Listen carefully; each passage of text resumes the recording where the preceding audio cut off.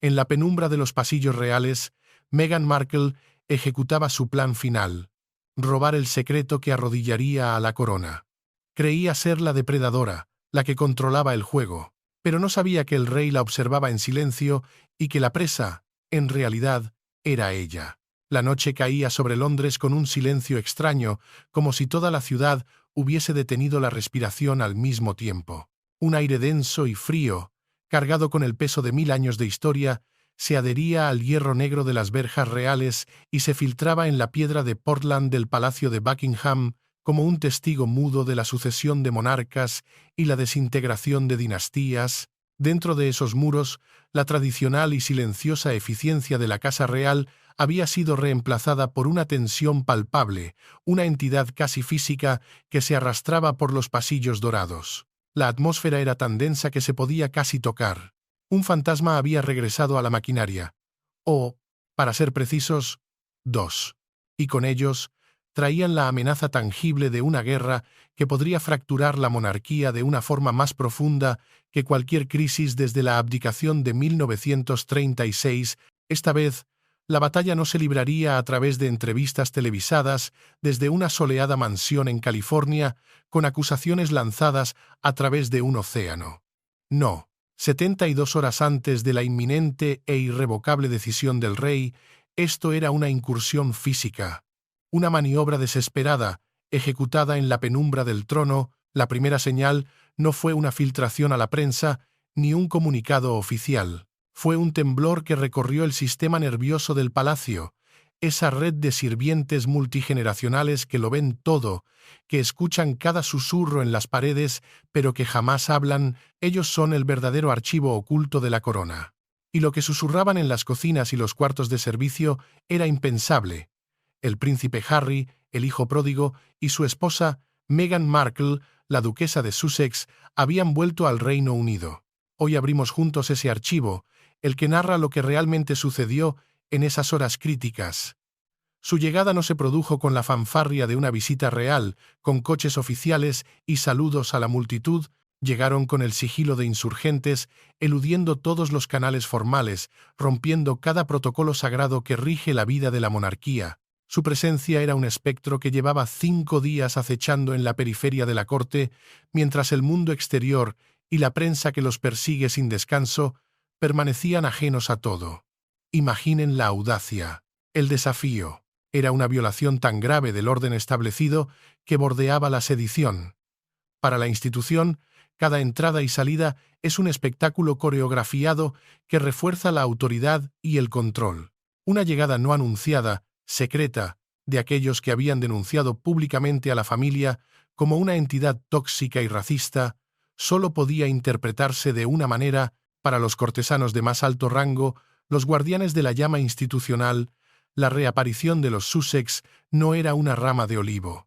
Era, simple y llanamente, una declaración de hostilidades. La guerra había llegado a las puertas del palacio.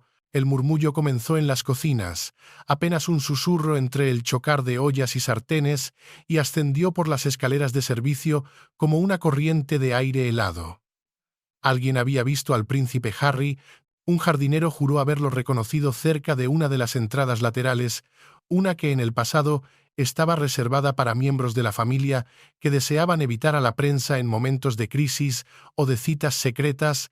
Su rostro, relató el hombre más tarde a un superior, con la voz baja y los ojos clavados en el suelo, era un mapa de profunda agitación. No era el rostro del príncipe alegre que el mundo recordaba, sino el de un hombre en guerra con su propio linaje y su pasado, una herida abierta que caminaba por los terrenos que una vez fueron su hogar. La llegada secreta de Harry era un desafío directo a la estructura de la monarquía, una grieta en la fachada de control absoluto que la corona se esfuerza por mantener. Para la institución fue como si un desertor hubiera cruzado de nuevo las líneas enemigas, no para rendirse, sino para sabotear desde dentro. Las fuentes internas, esas voces anónimas que conforman el verdadero archivo oculto del palacio, pronto confirmaron algo aún más inquietante. Harry no estaba solo. A su lado, operando desde las sombras, estaba Meghan, la arquitecta principal de esta audaz y peligrosa estrategia. Y su objetivo era único: inflexible, casi quirúrgico, impedir que el rey pronunciara el inminente decreto que despojaría oficialmente a la pareja de sus títulos de duque y duquesa de Sussex. Piensen en esto. No era una súplica de reconciliación. No era un intento de sanar las fracturas. Era un contraataque preventivo. Meghan no veía el palacio como un hogar familiar, sino como un arsenal de secretos, una fortaleza cuyos muros contenían la palanca exacta que necesitaba para torcer la voluntad del rey. Ella, más que nadie, entendía que la monarquía no sobrevive a la duda pública, que su poder reside en su mística y en la historia que elige contar. Y ella venía a amenazar con contar la historia que ellos habían intentado enterrar. Sabía exactamente a dónde dirigirse. El ala este del Palacio de Buckingham, un laberinto de oficinas y pasillos que da acceso a los archivos reales. Ese era su objetivo. El lugar donde el pasado no es solo historia, sino munición, y ella iba dispuesta a usarla, sin importar a quién destruyera en el proceso, incluso al hombre que caminaba a su lado, desgarrado por una lealtad imposible. La tensión llenó la habitación. Podía sentirse, casi tocarse. Lo peor, para todos los que observaban desde las sombras, todavía no había sucedido. Los archivos reales no son un simple depósito de antigüedades polvorientas, son el banco de memoria de la monarquía, una bóveda segura que alberga siglos de documentos de Estado, correspondencia personal y expedientes confidenciales que narran la historia no escrita, la historia oculta de la Casa de Windsor. Aquí, el pasado no es un recuerdo, es un arma latente. El acceso está tan restringido que solo los más altos funcionarios e historiadores, tras un riguroso escrutinio que puede durar años, logran cruzar su umbral. Para Meghan, que ahora era, fundamentalmente, una ciudadana privada de los Estados Unidos, intentar acceder a ese santuario no era solo un acto de audacia, era un acto de profanación. Su plan, sin embargo, se basaba en una mala interpretación fundamental, casi trágica, de la entidad con la que estaba tratando. En su experiencia en el mundo corporativo y de Hollywood, creía que la monarquía británica, como una empresa moderna, podía ser intimidada, chantajeada con la amenaza de un escándalo mediático. Pero la corona no es una empresa, es una entidad cuasi mística, un antiguo leviatán que ha sobrevivido a guerras, revoluciones y escándalos, aferrándose a un principio inflexible y despiadado. Un principio que el propio rey Carlos aprendió de su madre. La supervivencia de la institución está por encima de todo. Por encima de las lealtades personales, por encima del afecto y, sobre todo, por encima de los lazos de sangre. La monarquía protege su imagen, no necesariamente a sus integrantes. Subestimar la resiliencia y la ferocidad de esta bestia, suponer que un solo archivo, una carta del triunfo, podría doblegarla, era un error de cálculo monumental. Era como creer que una sola piedra puede detener el curso de un río milenario. Pero desde su perspectiva, atrapada en una narrativa de victimismo y ataque, era la única jugada posible. La guerra ya estaba perdida en el campo de la opinión pública, donde sus índices de aprobación se habían desplomado. Ahora, la batalla final debía librarse en el terreno de los secretos, en las sombras, en el corazón oscuro del palacio, y mientras avanzaba por esos pasillos silenciosos, no se daba cuenta de que cada paso que daba no la acercaba a la victoria, sino al abismo, porque hay verdades que complican más de lo que ayudan, y hay puertas que, una vez abiertas, desatan fantasmas que ya no pueden ser controlados. ¿Cree usted que ella realmente entendía el poder al que se enfrentaba?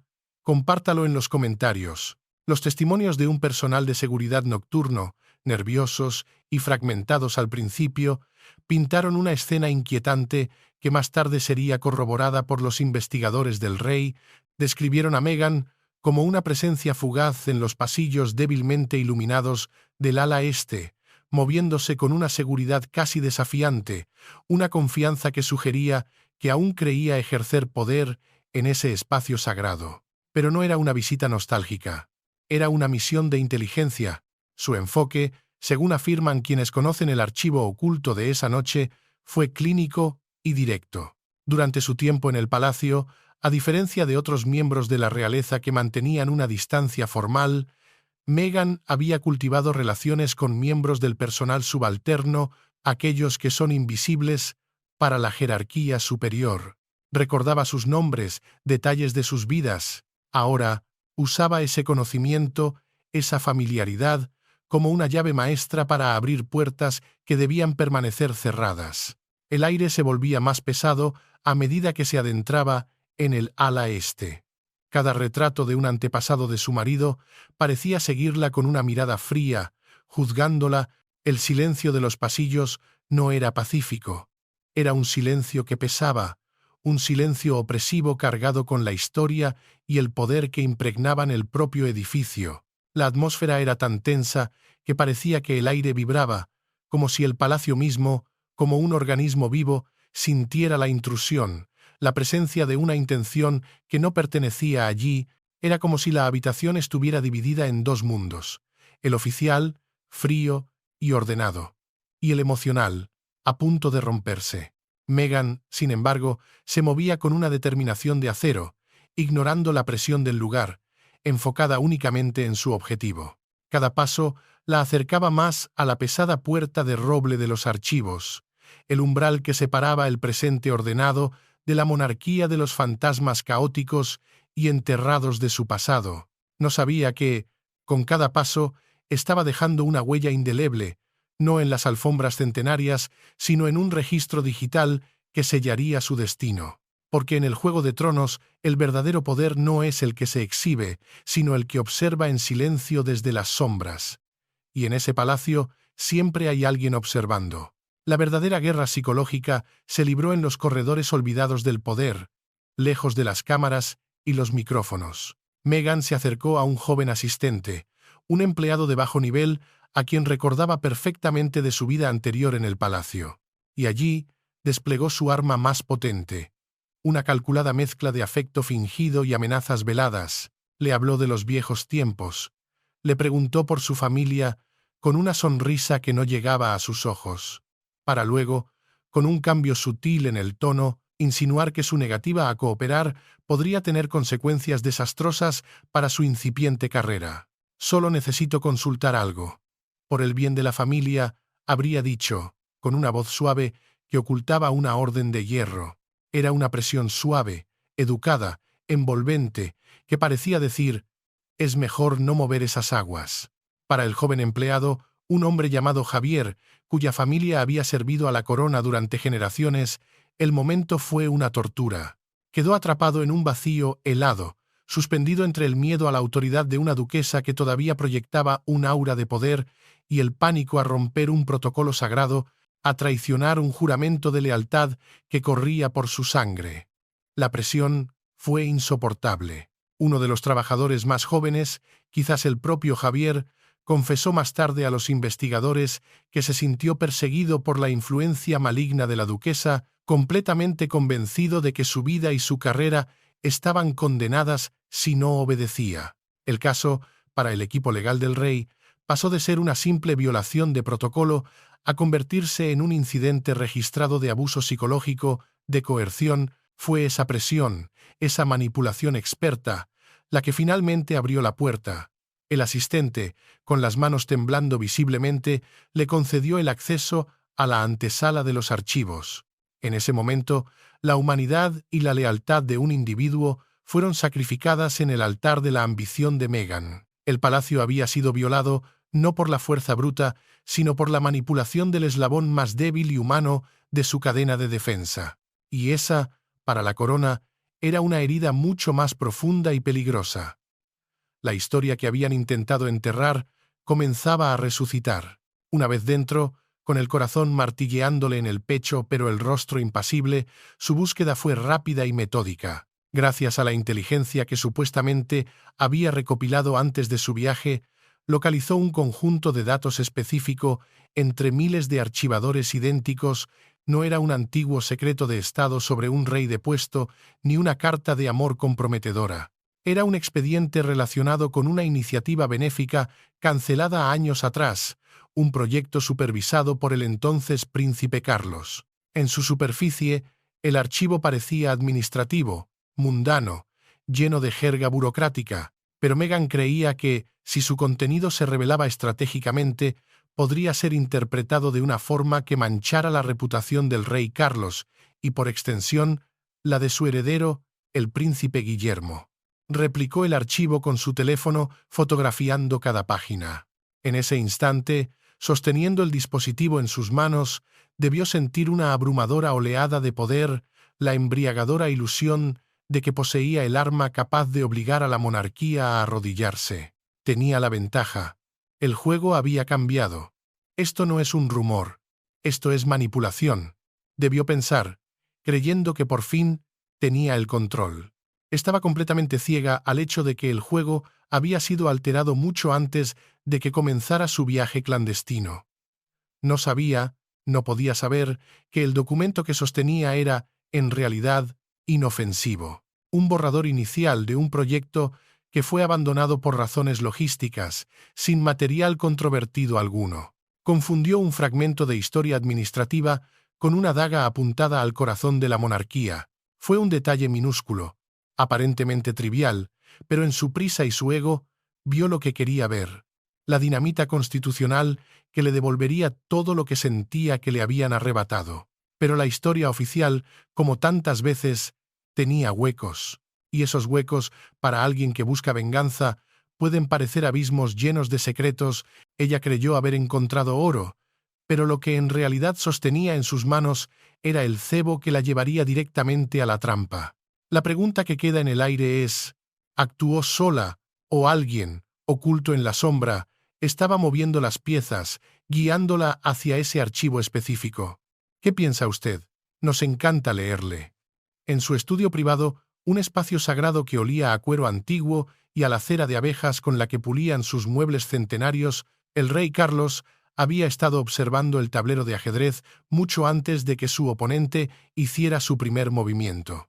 Él, el rey cansado, el hombre que cargaba con el peso de la corona y de las heridas abiertas de su familia, no era un novato en este juego. Había pasado más de 70 años aprendiendo las intrincadas dinámicas de poder y supervivencia dentro del sistema real. Tras la sucesión de humillantes filtraciones y acusaciones públicas por parte de los Sussex en los años anteriores, el rey, en un movimiento que nadie conoció, había ordenado en secreto mejoras significativas en los protocolos de seguridad internos del palacio. Además de las cámaras de circuito cerrado de televisión visibles, esas que observan a los turistas y al personal, se instaló una red clandestina de cámaras ocultas en las áreas más vitales y sensibles del palacio, incluidos los corredores que conducían a los archivos reales. La trampa no se colocó para un ladrón convencional, sino específicamente para una amenaza única, una que provenía de dentro. No era una cuestión de por sí por intentarían algo, sino de por cuándo. El silencio del rey durante las crisis anteriores, ese silencio que muchos interpretaron como debilidad o indecisión, no era nada de eso.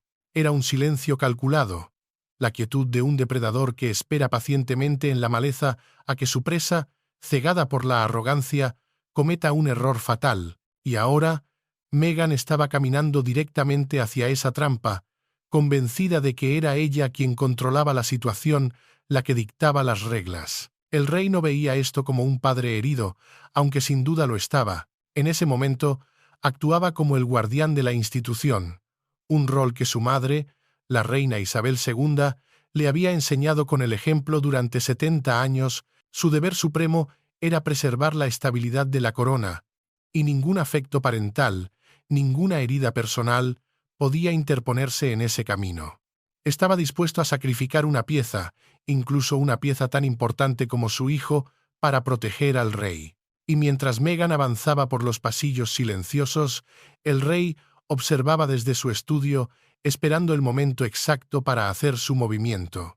El juego por fin había comenzado. Cada paso que dio Meghan en el silencio opresivo del palacio, cada palabra que le susurró al aterrorizado empleado, cada gesto de acerada determinación que cruzó su rostro, fue sistemáticamente grabado desde múltiples ángulos por lentes invisibles. Ella se creía la depredadora, la jugadora maestra acechando en las sombras. En realidad, Era la protagonista involuntaria de una producción meticulosamente registrada, y con cada paso seguro, con cada acción calculada, estaba construyendo el caso en su contra. Las cámaras ocultas, instaladas por orden del rey, capturaron la coerción, la entrada ilícita y la violación del Sancta Sanctorum de la corona.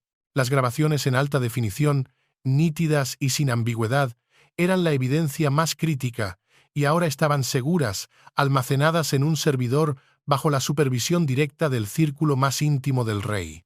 Mientras un asistente entraba en el estudio privado del monarca, con el rostro pálido de preocupación, para darle la noticia del regreso clandestino de su hijo y la brecha de su nuera en los archivos, la expresión de Carlos no cambió.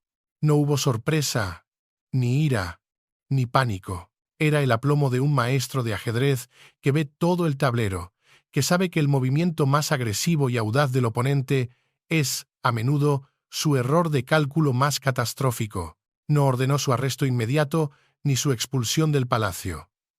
Esa habría sido una reacción impulsiva, emocional. En cambio, hizo algo mucho más astuto. Permitió que se adentrara más en la trampa.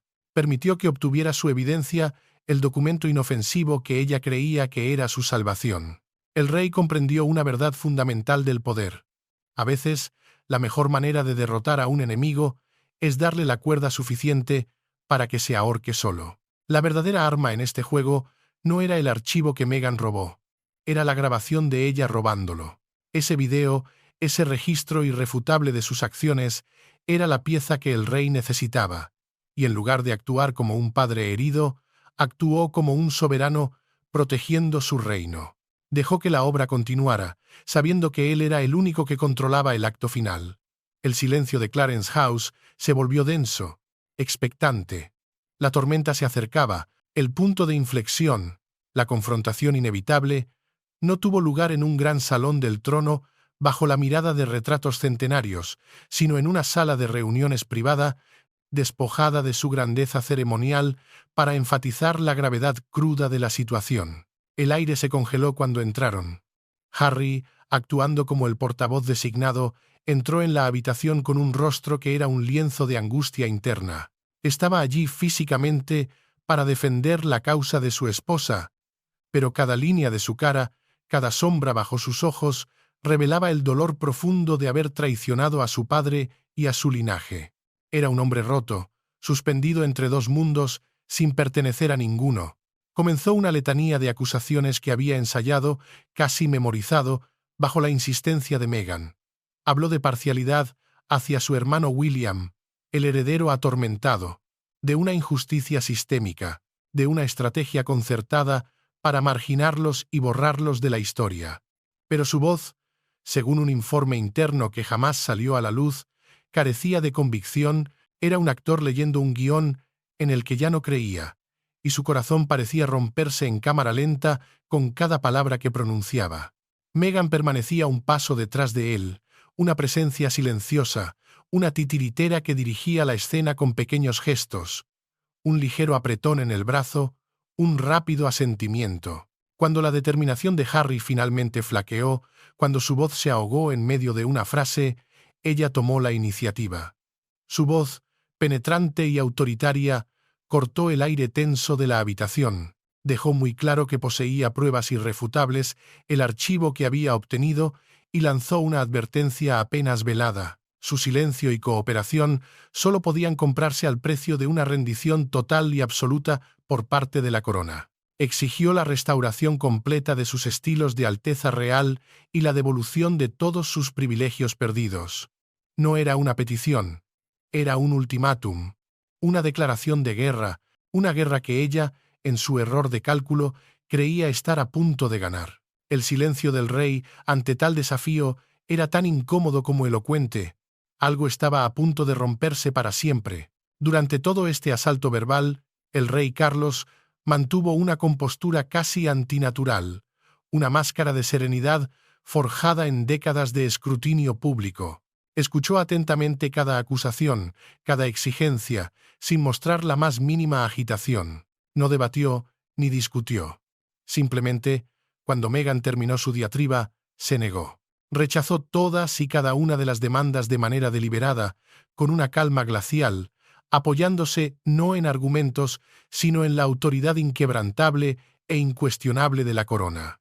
En un tono que se describió como bajo y resuelto, afirmó que sus actividades públicas y sus ataques a la institución durante los últimos años habían violado irreparablemente los principios fundamentales que gobiernan la vida real: deber, prudencia y lealtad.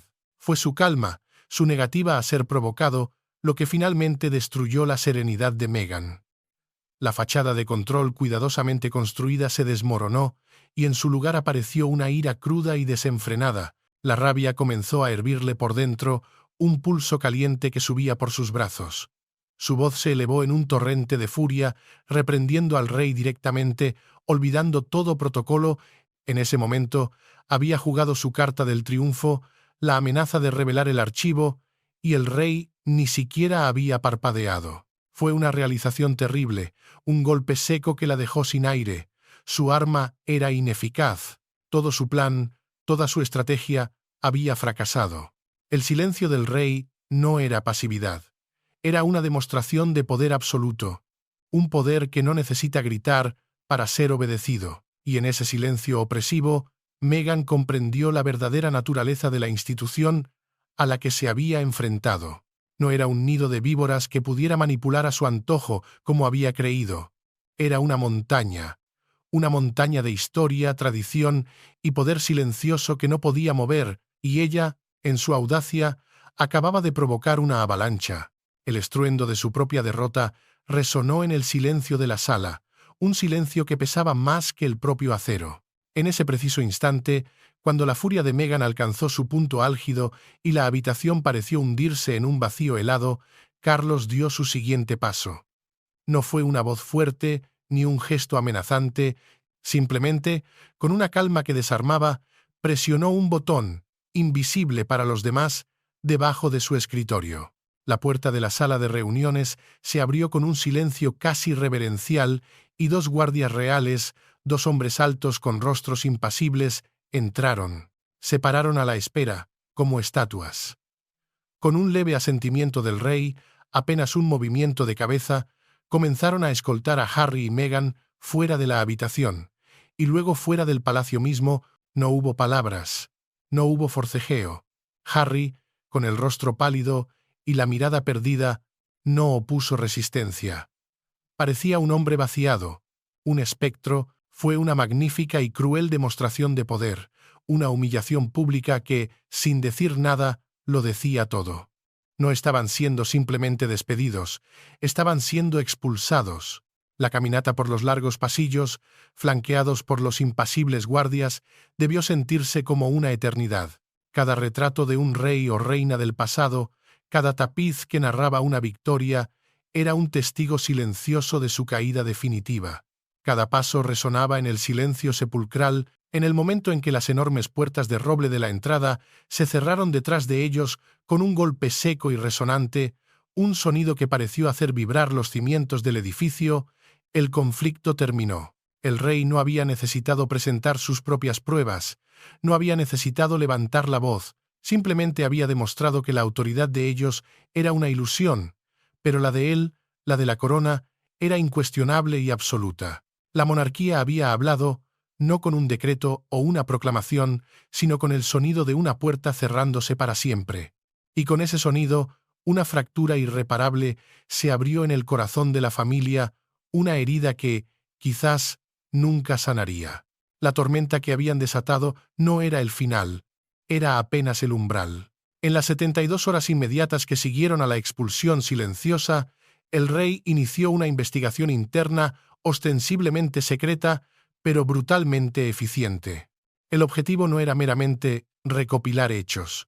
Era construir una fortificación legal, un muro inexpugnable. Se reunió un equipo de los abogados reales más importantes del reino, hombres y mujeres cuyos nombres jamás aparecen en la prensa, pero cuyo poder es inmenso, para examinar las pruebas y construir un caso que fuera incontestable. La intención era clara: presentar el juicio final al público no como una vengativa y sórdida disputa familiar, sino como un movimiento constitucional necesario, algo legal y éticamente irreprochable. Era la frialdad institucional en su máxima expresión. Revisaron el vídeo de vigilancia una y otra vez, examinando cada fotograma, analizando el lenguaje corporal, la tensión en los rostros. Los miembros del personal que habían sido coaccionados, incluyendo al joven Javier, prestaron declaraciones oficiales firmadas. Protegidos ahora por la garantía absoluta de que el rey los ampararía, detallaron la presión y la intimidación que habían experimentado. Su testimonio fue desolador, el factor humano, el miedo real en los ojos de un joven empleado que solo intentaba hacer su trabajo, transformó el caso. Ya no era una simple violación de protocolo. Se convirtió en un incidente registrado de abuso psicológico, de coerción. Algo no cuadraba, y ahora tenían la prueba. La cadena de evidencia estaba completa, era irrompible.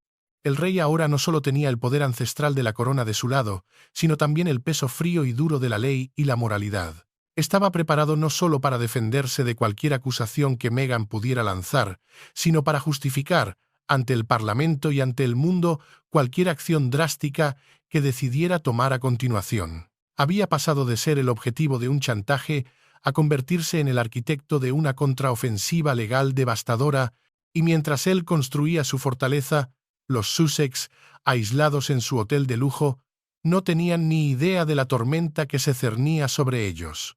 El silencio del palacio no era inacción, era preparación.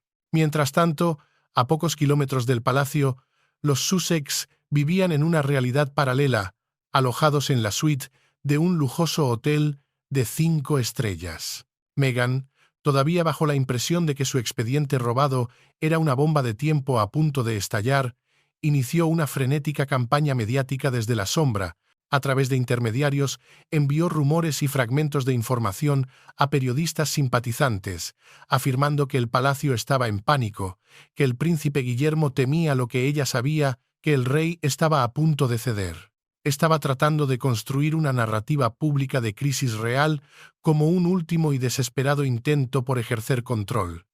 Pero estaba disparando salvas al vacío. El muro de silencio que rodeaba el palacio era completamente impenetrable. Ninguna filtración, ninguna reacción, ninguna señal de pánico. Con una lentitud insoportable, como un veneno actuando en la sangre, Harry comenzó a darse cuenta de la terrible realidad. Sus intentos de contactar a viejos amigos de Eton, a antiguos asesores de confianza que una vez lo habrían ayudado sin dudarlo, no tuvieron éxito. Las llamadas no se devolvían, los mensajes quedaban sin leer, el silencio era absoluto. La perspectiva aterradora de que su esposa no solo había cruzado una línea legal irreparable, sino que lo había hecho por una recompensa que no existía, comenzó a asentarse en su mente. El marcado contraste entre las confiadas y desafiantes declaraciones de Meghan en la privacidad de su suite y la total ausencia de respuesta del establishment real obligó a Harry a enfrentar esta terrible posibilidad. Había sido atraído a una guerra sin armas, una guerra que ahora estaba seguro de que perderían. La expresión de cansancio y profundo remordimiento que se abrió paso en su rostro se convirtió en un rasgo permanente. Estaba atrapado, completamente solo, en el corazón de una ciudadela a la que ya no podía llamar hogar. Había seguido a su esposa hasta el centro de la fortaleza enemiga, y ahora se encontraba sin escapatoria, sin aliados y con la dolorosa comprensión de que, quizás, la única traición real había sido la que él había cometido contra sí mismo. Y lo peor, para él, apenas había comenzado. Hubo una última reunión privada antes del anuncio público, un encuentro que no apareció en ninguna agenda oficial. Fue un gesto que algunos, en la intimidad del palacio, podrían llamar piedad. Para otros, fue la crueldad final. Fue el último y débil eco de amor paternal en medio de una ejecución constitucional. En una pequeña y apartada habitación de Clarence House, sin guardias ni abogados presentes, el rey Carlos se reunió por última vez con Harry y Meghan. Sobre la mesa de caoba pulida no puso documentos legales ni borradores de comunicados. Puso las pruebas, nítidas fotografías extraídas del video de vigilancia y las declaraciones firmadas de los testigos, incluyendo la del joven Javier. Para Harry, ver esas imágenes fue un momento de doloroso y brutal despertar. Las acusaciones abstractas, las tensiones no dichas, se convirtieron de repente en una realidad tangible y fea. Allí estaba Megan, con el rostro helado y temible, acorralando a un joven empleado visiblemente asustado. Esta no era la víctima que ella representaba para el público, era una persona completamente diferente. En ese instante, en el silencio de esa habitación, Harry percibió la magnitud de la manipulación, el abismo al que había sido arrastrado. Sintió que algo en su interior se rompía para siempre. El ultimátum del rey fue entregado con voz queda, pero con el peso de 1000 años de monarquía. No era una negociación, era una sentencia. Opción 1.